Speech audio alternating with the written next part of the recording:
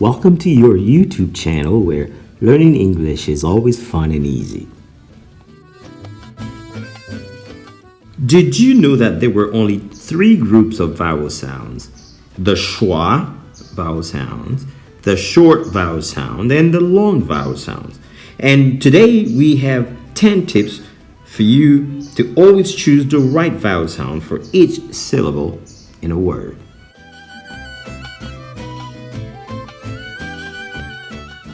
Now, that's a beautiful idea.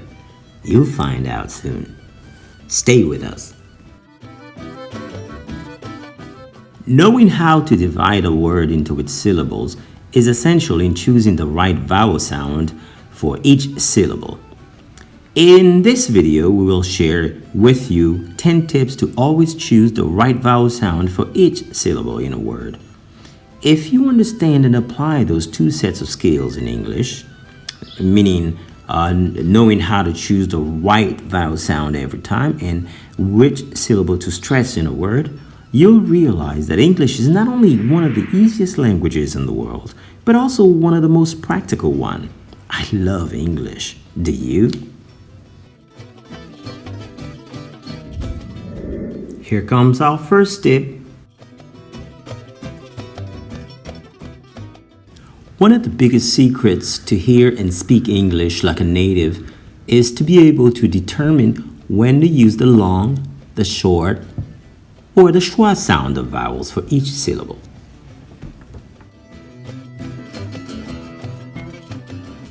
In other words, for every vowel you meet in a word, you have to choose either its long sound, which is its name in the alphabet, like A, E, I, O, U, or U, or its short sound, the sound that they make when they're alone, which is A, E, I, O, and U. Or you can choose to pronounce as a schwa, which is a swallowed sound, like in a table. Ago.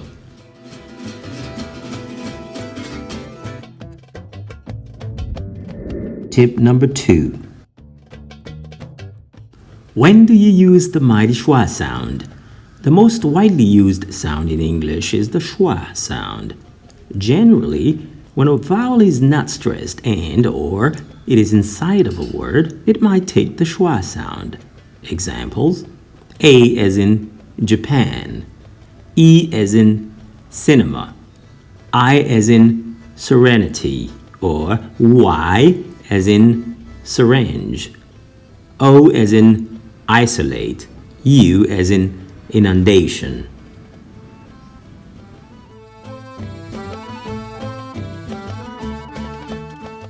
Are you ready for the third tip?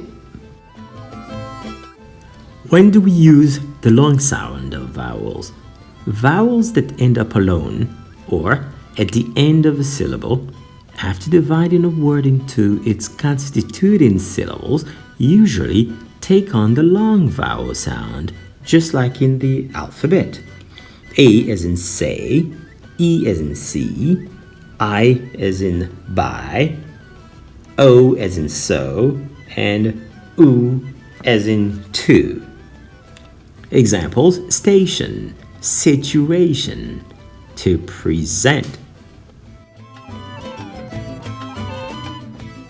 Here comes the fourth tip. When do we use the short sound of vowels?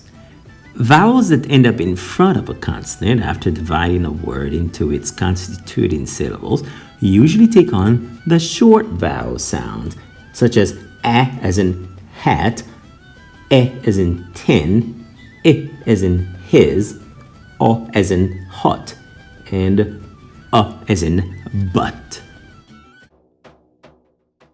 Examples: statue, sitcom, a present.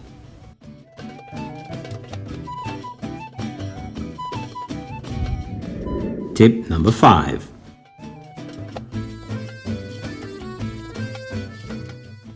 Have you seen in the first 4 tips, being able to divide a word into its constituting syllables is critical when it comes to choosing whether to use the long or the short sound of the vowel.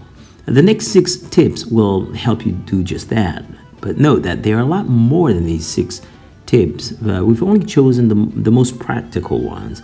You're welcome to share the ones you're familiar with in the comment areas. Here we go. In English, syllables are separated according to their sound. For example, a present, like a gift, to present, to show something.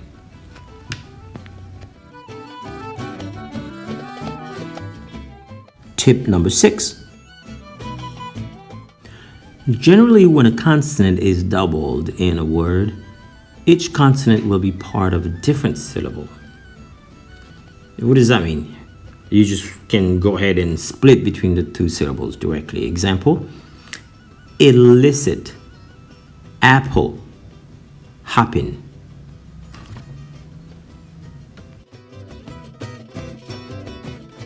Tip number 7. This one is rather obvious. When separating words into their constituent syllables, you need to separate prefixes and suffixes from their root words. Examples, a preview, to redo, an outing.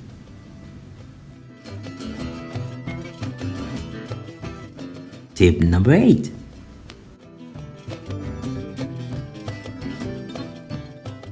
Now, let's say you have 2 consonants in a word, side by side. What do?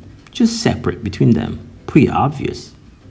Examples, tablet, separated between the B and the L. Object, separated between the B and the J. Tip number 9. Kind of similar to the 8th tip, but somewhat different. It could be intimidating when you see a group of consonants, you don't know how to separate them. The rule is pretty simple. In a group of consonants, you just separate the syllables between the first and the second consonant. Pretty easy, isn't it? Examples, pilgrim, controversy, buffet. Last but not least, tip number 10. Well, the last tip tells us not to split something. You should never split 2 letters that make a single sound. They call them a digraph. They always stay together.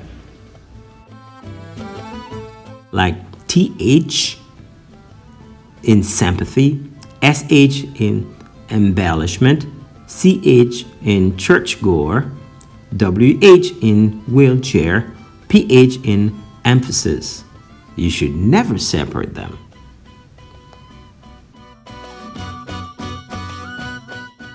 If you're serious about speaking English like a native, come back often to see us.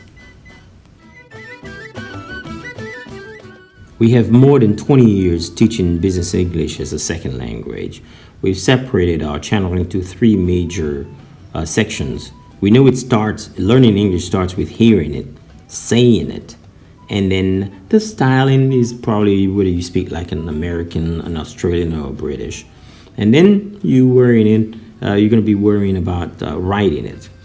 In academia, they started in reverse. You start with the writing, and then you reading, and they think about this speaking. You should start with the hearing, and then the circle will start over, because learning English is a journey. It's not a destination. Hang with us. We'll help you get there, because we love English. Do you? So long, English lovers. See you next time. But don't ever forget the difference between a syllable-timed language like Spanish and French and a stress-timed language like English and German. You got to put in the rhythm. Well, special thanks to those folks for the soundtracks in this video.